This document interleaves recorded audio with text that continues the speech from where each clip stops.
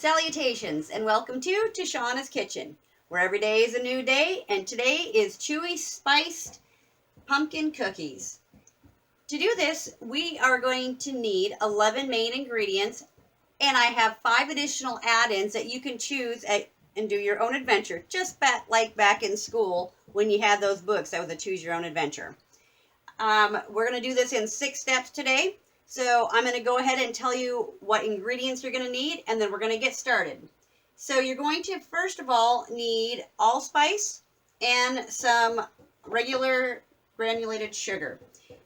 Now, I had some pumpkin pie allspice, and it does not have a smell, which means it is expired. So I decided to make my own, and I'm going to tell you exactly what you need. Now, that is not the part of the 5 main ingredients, because allspice is actually one.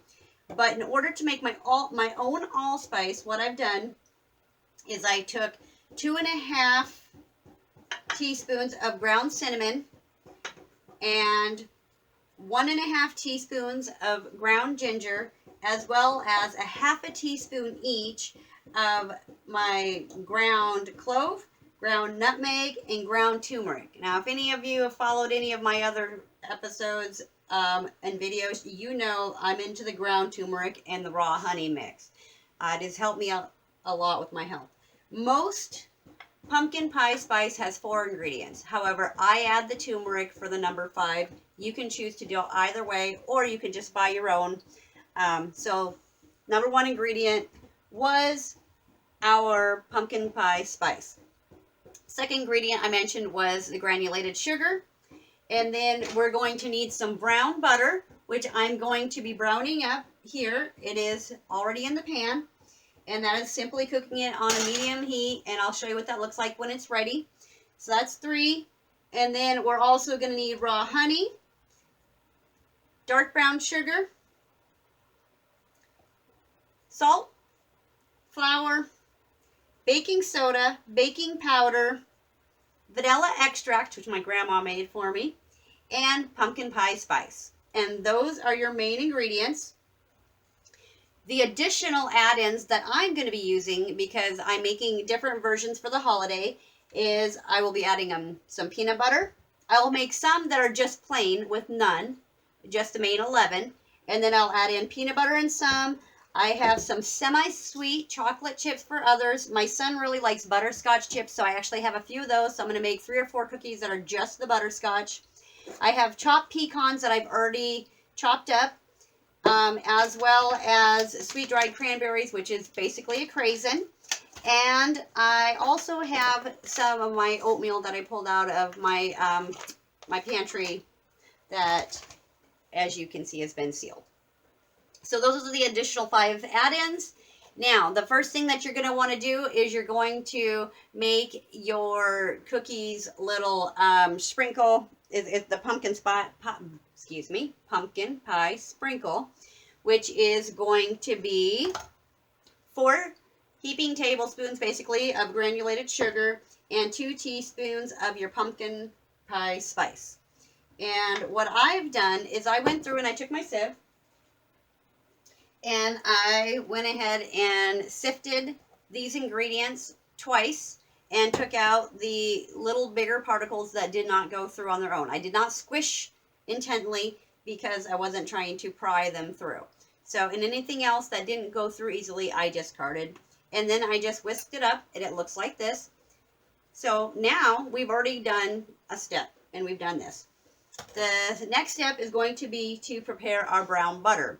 So I'm going to go ahead and move the ingredients and pull out the mixer and start the brown sugar, the brown butter, and I'll be back to you in just a moment to let you see how that looks. Okay, so I have the stand mixer out. You can use a hand or a stand or do it by hand, whatever you prefer or have on hand. I prefer the stand mixer. It's easier on the fibromyalgia. So as you can see, I have my butter melting. I'm on a medium-high heat here, and it is just starting to bubble around the edges, and we're going to let this go for a couple minutes until it actually starts to turn brown.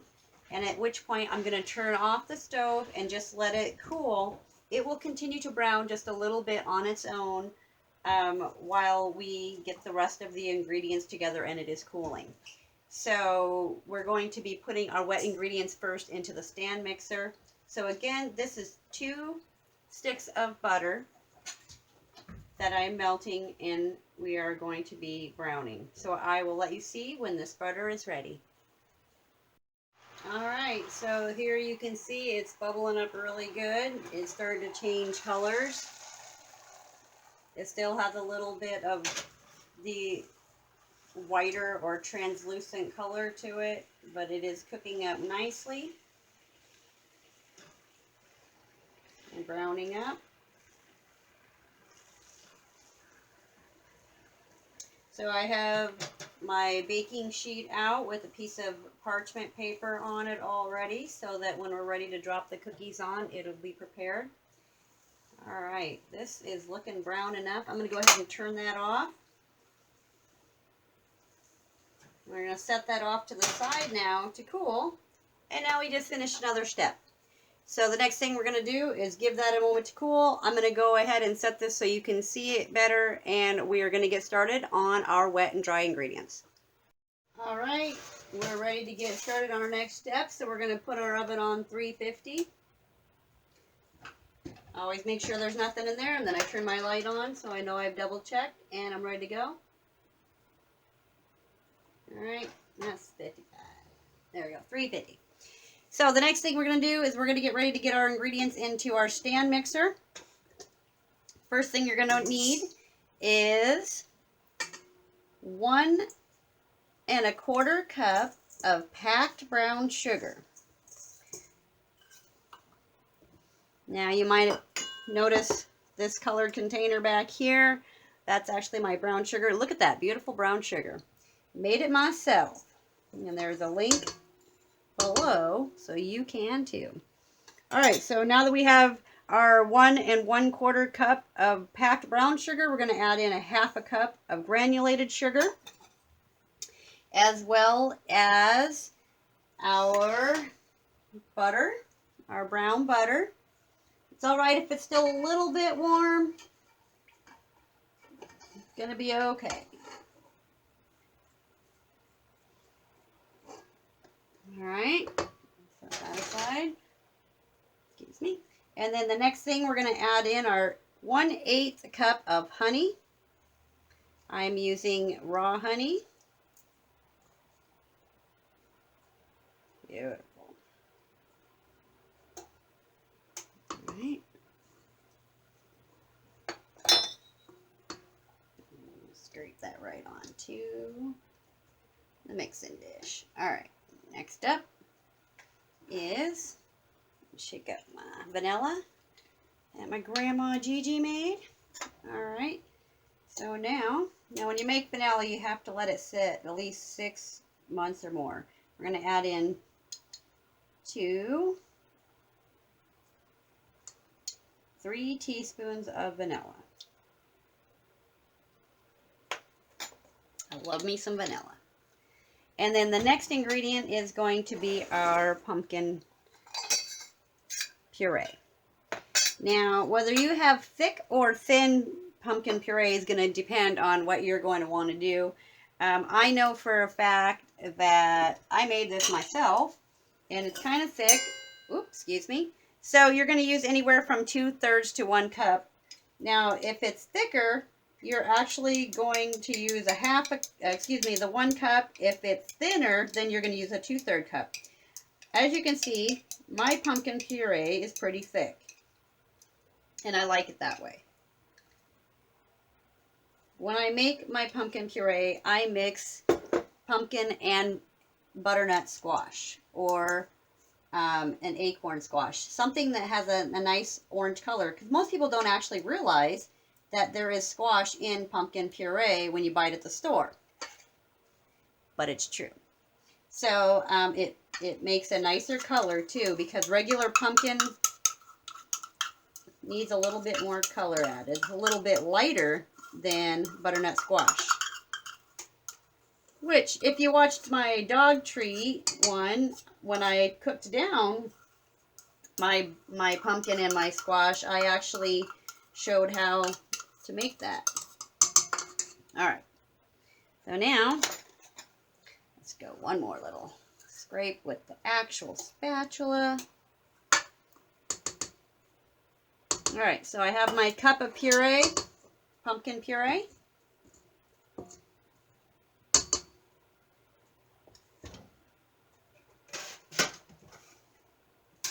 Gonna go ahead and mix that up for about 30 seconds, and I will grab my dry ingredients and we will get started. All right, so we have that slightly mixed up. I have 4 cups of all-purpose flour, a half a teaspoon of Himalayan salt. I'm putting this all through my sifter just so that you know. And I have 1 teaspoon of baking powder.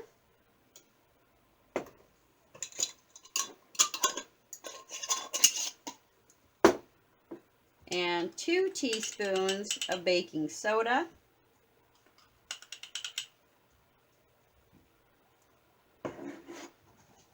And then 1 teaspoon of the pumpkin pie spice.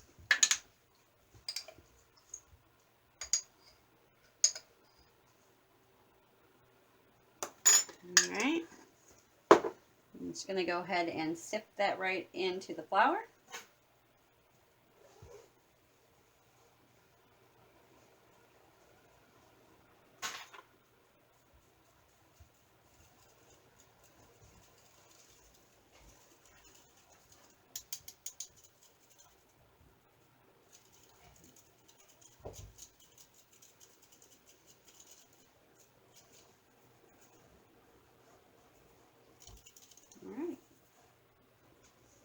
Set that aside. Next thing that we're going to do is we're going to add our dry ingredients into our wet ingredients.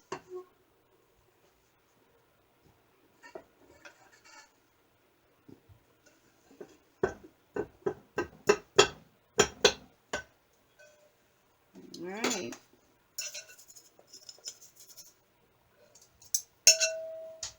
Okay.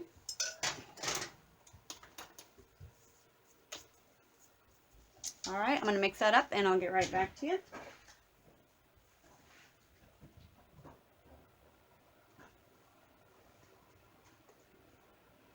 Start on low with a little pulse. Oh, did you see that? Hold on, let me get my cover. Okay, that's better.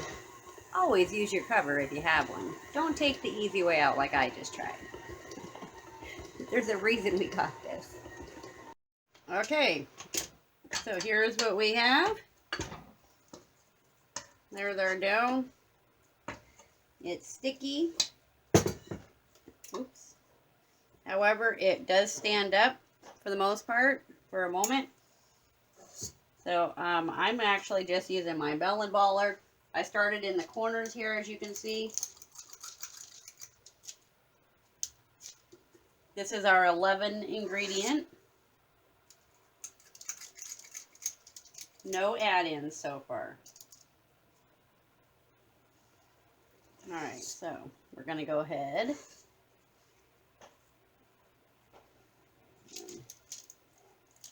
You want to make sure you give yourself about a couple inches space because they can spread, and you need equal temperature flowing through your cookies throughout. So you're going to want to make sure they're close to the same size and have adequate spacing.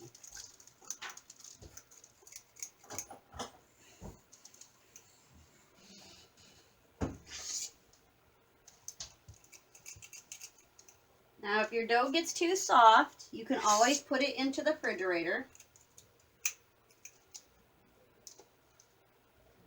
15 minutes, 30 minutes, or for a later date if you can't get them done today.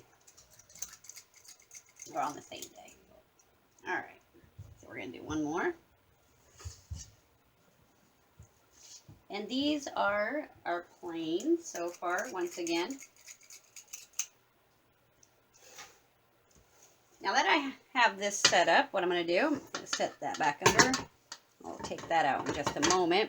But I wanted you to see this view of what I've done. And now what I'm going to do is I'm actually just going to go and put some on the top here.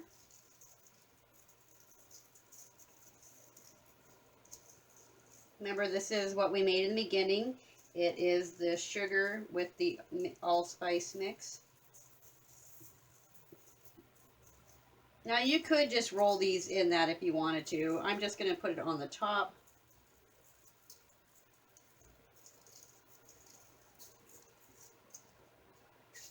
Okay. And the last thing I'm going to do is I'm going to make a loud noise. Be ready.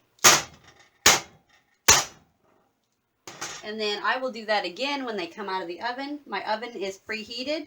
They could be in there anywhere from 8 to 13 minutes depending on your main dough, your thickness, your elevation, your humidity outside.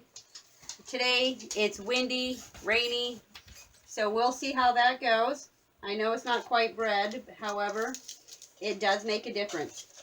So I will bring you back when these come out of the oven, and I will set up the next tray and show you what we will be adding to the next tray, because remember, we have our 5 add-ins. Stay tuned.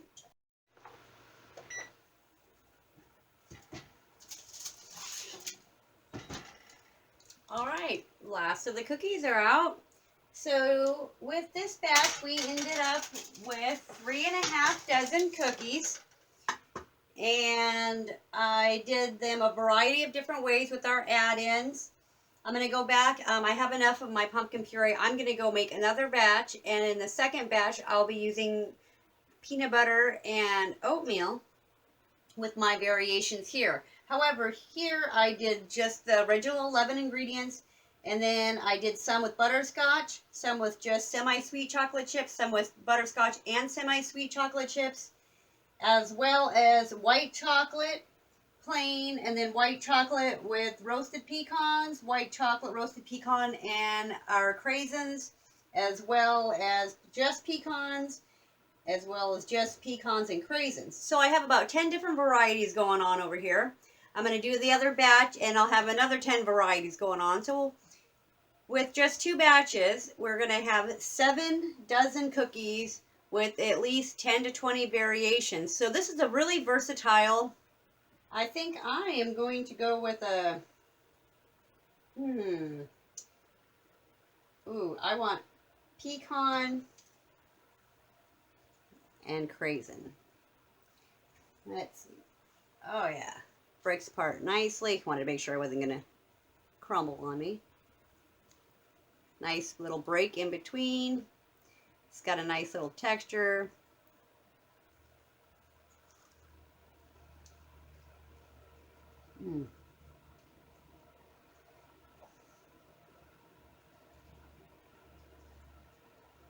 Crunchy on the outside, nice and soft and chewy in the middle. You can taste all the spices. I might actually increase my spices by half again on the next batch, just because we really like it spicy, and I did say these were spicy pumpkin. However, they're not as spicy as I was thinking they might be.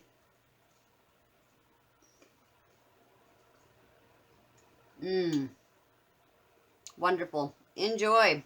I hope you try it out. Let me know what you think. As you can see, I hope you enjoy it. I hope you share it with other people. Try it yourself. And let me know what you think in the comments below. Share, subscribe, pass it along. Have a great day. See you on the next one.